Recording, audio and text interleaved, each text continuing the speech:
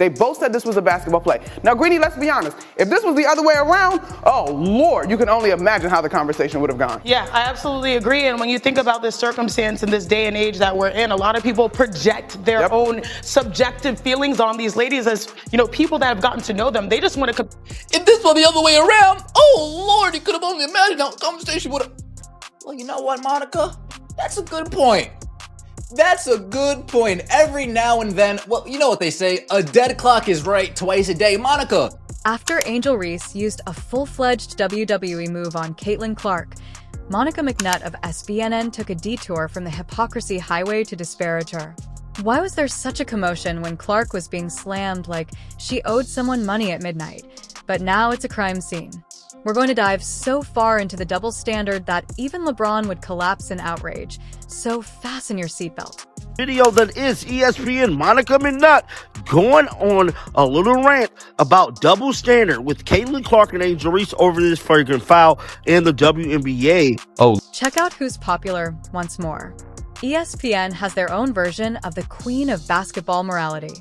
There is complete silence in the ESPN studio when Caitlin Clark is tackled like she's playing linebacker for the Baltimore Ravens, with Stephen A. Smith yelling about LeBron, and a guy attempting to understand how baseball works.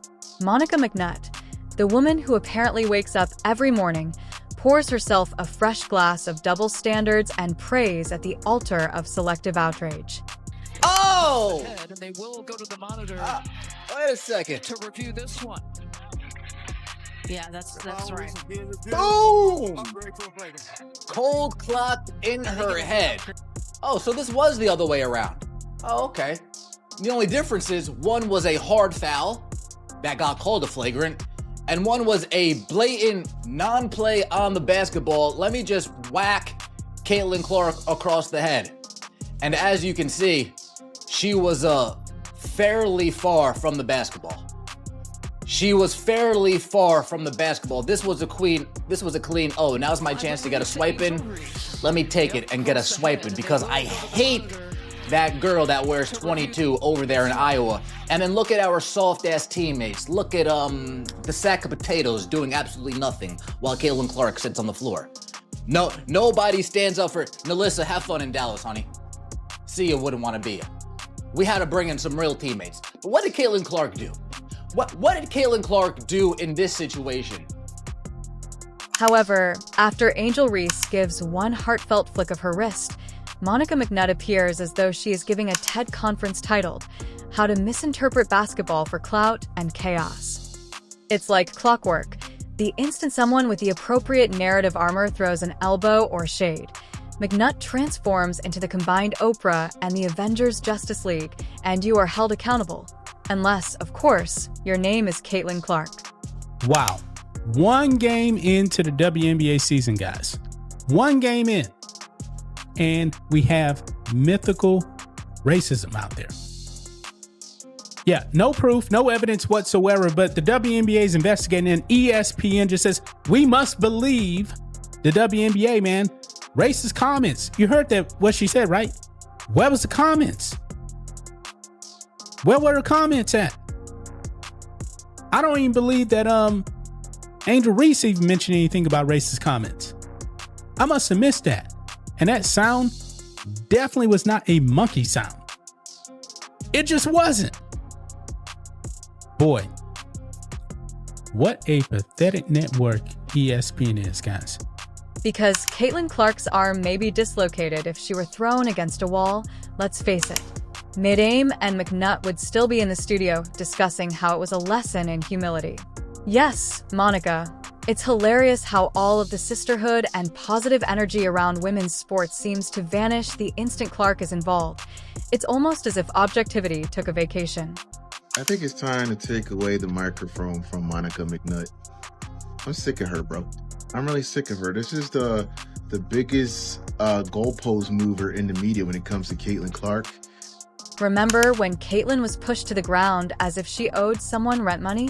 There was such a loud silence from McNutt that you could hear ESPN executives frantically rearranging their scripts to see if it was time to act like they cared about consistency or not. Apparently, it wasn't worth the ratings, but when Angel Reese displayed some post-bucket sass, all of a sudden, there was an emergency round sirens, cut to Monica in full rhetorical armor. This is bigger than basketball. Now, we're not saying Angel Reese doesn't deserve criticism for throwing bows as though she was auditioning for UFC 309, but let's call this circus what it is. A pattern of full-blown McNuttian doctrine. If Caitlin Clark does something, it's a problem. If someone does it to Caitlin Clark, it's empowerment, is evident in Monica McNutt's personal playground of narrative manipulation. 1 minute she's telling us that we should respect women's sports by allowing them to be physical, and the next she's clutching pearls as if she just witnessed Caitlin Clark blink too hard in someone's direction. What do we have right here? Because Caitlin Clark did take quite the beating last year. Was it just Angel Reese, or did other players decide to take some cheap shots at Caitlin? Oh, it was other players. That's interesting. Chicago Sky. We're gonna. Oh, whoa! Did you see what Caitlin Clark did? What did she do after a hard foul? She got up and walked away because she's not a classless piece of trash. Oops, did I say that out loud? My bad. Kennedy Carter. Dejanay Carrington. Tiara McCowan. Oh, look at Izzy Magnabor going straight for the head. Oh, there's Angel Reese again. There's Dana Evans. And guess what we did last season? We did nothing but play ball. There's no fair play here, just a never-ending highlight reel of who can turn a clean screen into a civil rights moment faster, but you can almost smell the hypocrisy. For example, when Clark was bullied 3 games in a row, ESPN's coverage treated it like a fun little montage of hustle plays. Oh, look at that passion and intensity cut to Caitlin lying on the court, wondering if she signed up for basketball or a WWE Royal Rumble. Where was Monica, likely writing a tweet about how Clark should learn to cope with the physicality? When Caitlin Clark is attacked on the court, it's not aggression, just good defense. So naturally, she must also break a few ribs. In the meantime, Monica is going through a complete spiritual experience on systematic bias and mental pain if Angel Reese is even sidelined by a referee. Then she's analyzing a foul call on Monica while quoting Maya Angelou. This is basketball, not a play from Shakespeare. You know, I love how Americans, like a certain group of Americans, to tell you like, oh, there is no racial problem in America. We have passed racial relations being an issue. I don't see color and all these things. And all it takes is like one basketball game between Angel Reese and Caitlin Clark for it to turn into a goddamn race war, right? Let's talk about how ESPN and Monica McNutt turned Caitlin Clark into a convenient scapegoat. You know, the girl who has made women's college basketball so watchable that people are skipping actual NBA games to watch her drain 30-foot threes like it's an Olympic sport. But oh no, the real issue isn't that Clark is revolutionizing viewership. Rather, it's that she doesn't know her place, meaning she's not playing by Monica's constantly changing rules. It's interesting how McNutt wants us all to embrace the growth of women's sports, but only if it comes with a carefully sanitized version of femininity. She agrees with strong, yes, competitive, but only if you smile politely after being caught off guard and thank your opponent for the chance to get concussed. Caitlin Clark appears to be the league's emotional punching bag in Monica's view of equality, while McNutt and her ESPN friends use every fall against Clark as an inspirational billboard. McNutt would appear in each chapter of a book you wrote titled 101 Ways to Downplay Assault When It's on the Wrong Player. Here. Angel Reese. Is that better? If I breathe like that, is that better? Showing that I'm all discombobulated and I can't think straight? Caitlin Clark knew it was a flagrant foul. And she got up and she hit her free throws. She didn't turn it into a whole song and dance. She didn't turn it into a theatric play. She didn't turn it into a whole performance. She didn't do anything like that. Angel Reese, on the other hand, she walks back and forth and chases Caitlin Clark down, doing that clout chasing thing that Angel Reese does, reliving the glory days. She sits on the check-in table, hears absolutely no racial slurs, hears absolutely no mean sounds, hears absolutely nothing but boos being rained down from Gainbridge Fieldhouse. And of course, the WNBA released a statement. Monica McNutt, you do realize that those things never happen, right? You do realize that those are a bunch of trolls on the internet that the WNBA and fools like you said to ignore. Even Stephen A. Smith, the human megaphone of ESPN, the man who could debate a brick wall and declare victory, found himself braced for it, speechless when the anti-Caitlin Clark pylon reached its peak absurdity. Yes, Stephen A. Smith, who has turned yelling into an Olympic sport and can stretch a 2-minute sports take into a 45-minute soliloquy, actually had a moment of clarity. That's how far things had gone, because when Caitlin Clark gets elbowed, hip check, tackled, or knocked into the third row without a single whistle in sight, the same analysts who explode over a sneeze during a Lakers game suddenly develop laryngitis. Silence, crickets. Not even a disapproving eyebrow. But the second Clark takes a three-pointer with confidence, oh no, she's disrespectful, she scores 30 and dares to exist. Now she's controversial, blink, wrong, she's arrogant. And Stephen A. for once saw the absurdity. The man who can find controversy in a coin toss realized maybe Caitlin Clark isn't the villain here. Maybe, just maybe, the people tackling her should be the focus, and maybe hold on to your wigs. That includes media darlings like Monica McNutt, who seemed more offended by Clark's presence than her performance. For the WNBA for their statement, got no issues with it. I get where both of y'all are coming from. Y'all 1,000% correct. I don't disagree with a syllable that y'all have uttered. But I'm not as bothered by this as most people. Let me tell you why. I'm not bothered by this because I love when folks are stupid enough to show themselves. You see, what we need to worry about. Remember, as they say, you know, you could have cats in sheets. We see them coming. And they said, no, just take off the sheets. Some folks said, just take off the sheets. We just gonna put on a suit and infiltrate and look like everybody else.